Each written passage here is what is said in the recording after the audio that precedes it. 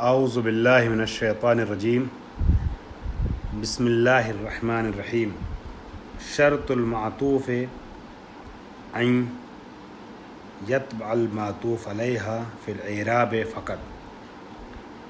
یہاں پر ایک شرط بیان فرما رہے ہیں معطوف اور معطوف علیہ کے حوالے سے، اس طریقے سے کہ معطوف کے لیے شرط یہ ہے کہ معطوف علیہ کی تبعیت کرے، پیروی کرے، مطابقت کرے اعراب میں۔ فقط اس لیے کہا ہے کہ ابھی ہم گزشتہ ایک دو درس پہلے یہ پڑھ چکے ہیں کہ عطف بیان میں ضروری ہے کہ وہ نعت کی طریقے سے 10 میں سے 4 چیزوں میں مطابقت کرے اپنے مطبوع کی، یعنی رفع و نصب و جر وغیرہ میں، رفع و نصب و جر میں، تذکیر و تانیث میں، واحد تثنیہ جمع میں، معرفہ اور نکرہ، ان میں سے 10 میں سے 4 چیز میں مطابقت ضروری ہے۔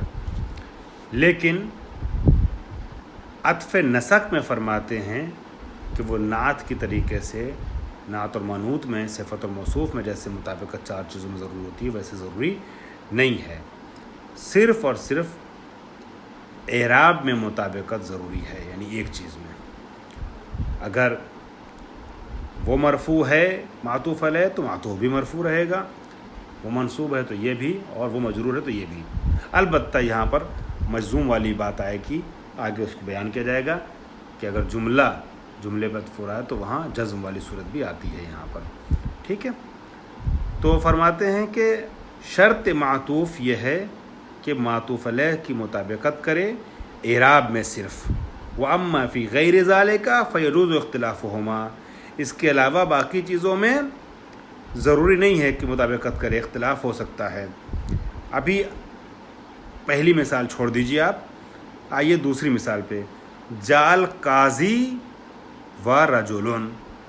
یہاں پہ آپ دیکھیے گا اگر صفت اور موصوف ہوتے، ٹھیک ہے، تو صفت اور موصوف کی صورت میں ضروری یہ تھا کہ مطابقت ہوتی تعریف و تنکیر میں، مگر چونکہ یہ معطوف اور معطوف علیہ ہے اور وہ بھی عطف نسق ہے، تو معطوف علیہ اگرچہ القاضی معرفہ ہے لیکن اس پر جو عطف کی شکل میں آیا ہے، یعنی اس کا معطوف رجل نکرہ ہے، یہ چلے گا، کوئی مشکل نہیں ہے۔ یا دوسری مثال دیکھیے گا، جا عبداللہ و مریم، یہاں واو نے عطف کیا ہے مریم کو عبداللہ پر، عبداللہ مذکر ہے، مریم مؤنث ہے، پھر بھی یہ عطف صحیح ہے۔ یا اس کے برعکس ہے اگلی مثال، جاءت مریم و عبداللہ، مذکر کو مؤنث پہ عطف کیا گیا ہے، کوئی مشکل نہیں ہے۔ اعراب میں تینوں مثالوں میں برابر ہیں، دونوں معطوف و معطوف علیہ سیم ہے، تو یہ کافی ہے۔ اب ایک مثال انہوں نے الگ سے دے دی ہے، وہ ان 10 چیزوں میں سے نہیں ہے، مگر بہرحال نعت سے اس چیز میں معطوف معطوف علیہ الگ ہوتا ہے، مختلف ہے، اس کو انہوں نے مثال دے دی، اس کے بارے میں کوئی مسئلہ نہیں بیان کیا، حکم نہیں بیان کیا ہے۔ وہ کیا ہے کہ انہوں نے بتایا تھا کہ ضمیر وہ چیز ہے، کچھ چیزیں ایسی ہیں جو نہ صفت بنتی ہیں اور نہ موصوف، ٹھیک ہے۔ وہ چیز کیا ہے ان چیزوں میں؟ ایک ضمیر ہے، ضمیر اور اسم اشارہ کے لیے کہا تھا کہ نہ یہ نعت بنتے نہ منعوت بنتے، ٹھیک ہے۔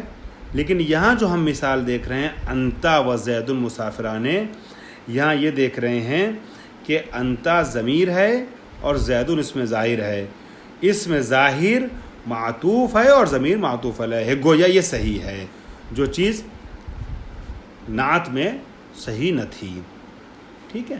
اب آ جائیے فائدے پر، فرما رہے ہیں لا یحسن العطف، یحسن کا لفظ دیا ہے، لا یجوز نہیں کہا، یجوز میں اور یحسن میں فرق ہوتا ہے۔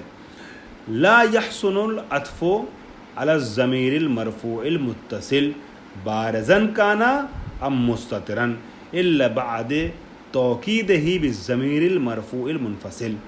فرما رہے ہیں اچھا نہیں ہے، حسن نہیں ہے، بہتر نہیں ہے کہ عطف کیا جائے ضمیر مرفوع متصل پر، چاہے وہ ضمیر مرفوع متصل ضمیر بارز ہو یا ضمیر مستتر ہو.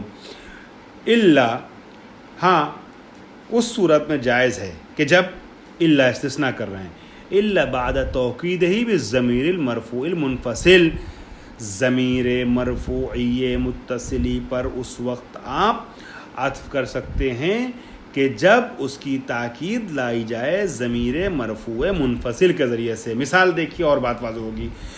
جیسے قمتو و اخوکا، یہ کہنا اچھا نہیں تھا، حسن نہ تھا، لیکن قمتو ضمیر متصل کے لیے، ضمیر مرفوعی متصل کے لیے انا ضمیر مرفوع منفصل کے ذریعے سے تاکید لائی گئی. اب اس کے بعد واخوکا کہنے میں کوئی حرج نہیں ہے، معطوف اور معطوف علیہ بنانا اس طریقے سے. ٹھیک ہے. اور بعد ان یفصل بین المعطوف والمعطوف علیہ فاصل ایً کان، ایً کان کوئی بھی ہو، یا یہ کہ معطوف اور معطوف علیہ کے درمیان کوئی فاصل آ جائے، فاصلہ کرنے والی کوئی چیز آ جائے، وہ چیز کوئی بھی ہو، چاہے حرف ہو یا ظرف ہو یا کچھ اور ہو، مشکل نہیں ہے، کوئی شرط نہیں کس چیز کے ذریعے. بس یہ ہے کہ معطوف اور معطوف علیہ کے درمیان اگر کوئی فاصلہ ہو جاتا ہے تو وہاں پر آپ کیا نام ہے عطف اس طریقے سے ضمیر متصل پر لا سکتے ہیں. جیسے سافرت الیوم والخادم، اب سافرتو والخادم تو حسن نہ تھا، لیکن جب الیوم کے ذریعے سے فاصلہ ہو گیا تو والخادمو کہنے میں کوئی حرج نہیں ہے. یا وما اشرکنا ولا آباؤنا، پہلی والی مثال میں الیوم اسم کے ذریعے سے فاصلہ کیا گیا ہے، ضمیر متصل جو معطوف علیہ ہے اور معطوف کے درمیان.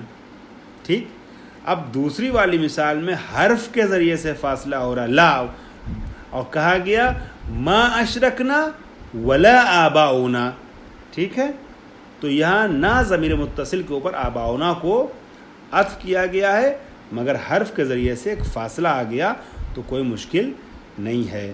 اسی طریقے سے قوم انتا و عمرن، اگر آپ یہاں دیکھیں گے تو ضمیر متصل اور عمرن کے درمیان فاصلہ ایک ضمیر منفصل کے ذریعے سے ہوا ہے. ٹھیک ہے. وَأَمَّا الضمیر المتصل المنصوب والضمیر المنفصل مطلقاً فیعطف علیہما بدون هذا الشرط. اب رہی بات، ابھی جو ہم نے پڑھا وہ ضمیر مرفوع متصل کے بارے میں پڑھا تھا. ٹھیک ہے، کہ چاہے وہ بارز ہو یا مستتر ہو، اچھا نہیں ہے کہ اس پر آپ ڈائریکٹ عطف کر دیں، مگر یہ کہ ضمیر منفصل، ضمیر مرفوع منفصل کے ذریعے فاصلہ ہو یا کسی اور چیز کے ذریعے سے فاصلہ کر دیا جائے. معطوف اور معطوف ضمیر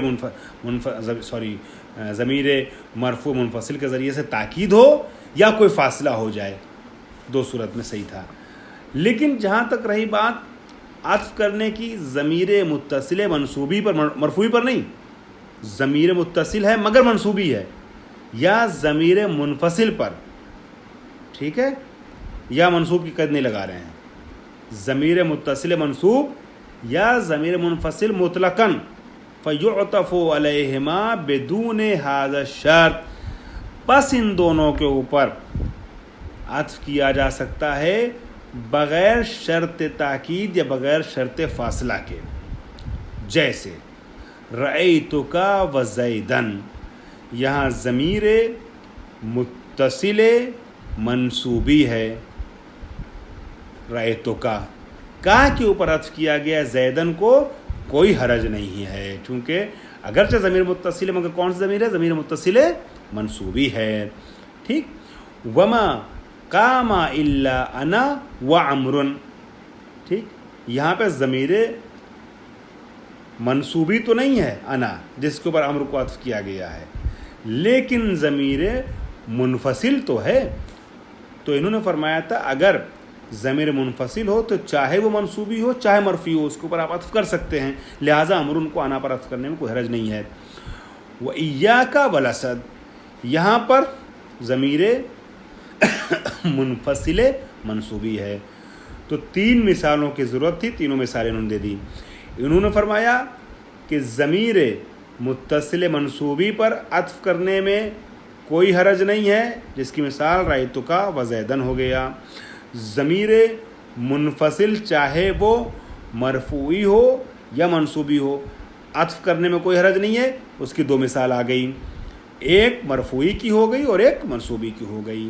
اب فائدہ نمبر 2 پڑھتے ہیں، کہہ رہے ہیں کہ اذا عطف علی الضمیر، اذا عطف علی الضمیر المخفوض وجبت اعادۃ العامل حرفا کان ام اسما۔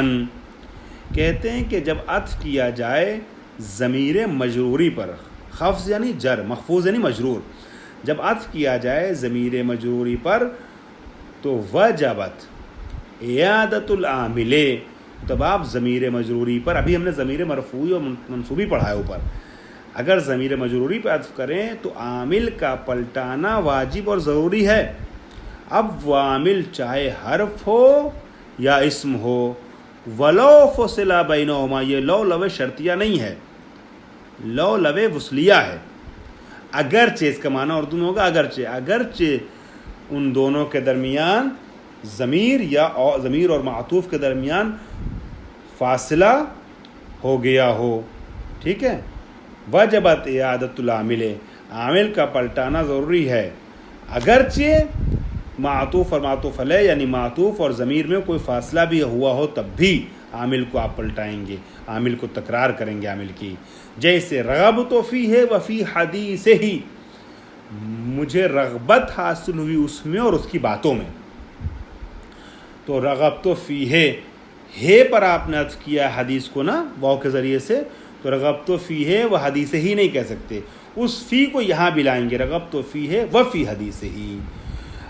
اور دوسری مثال کیا ہے، المال بینی و بین زیدین، یہاں پر جو ہے حرف نہیں ہے بین، ظرف زمان ہے، اسم ہے، اس کے ذریعے سے جر دیا گیا ہے چونکہ مضاف ہوتا ہے یہ، ٹھیک ہے، تب بھی آپ المال بینی و زیدین نہیں کہہ سکتے، آپ کو بین کو لانا پڑے گا چونکہ جار ہے، عامل جر ہے، اور یہ ضمیر جس پہ عطف کر رہے ہیں یہ مجروری ہے، بینی، المال بینی و بین زیدین۔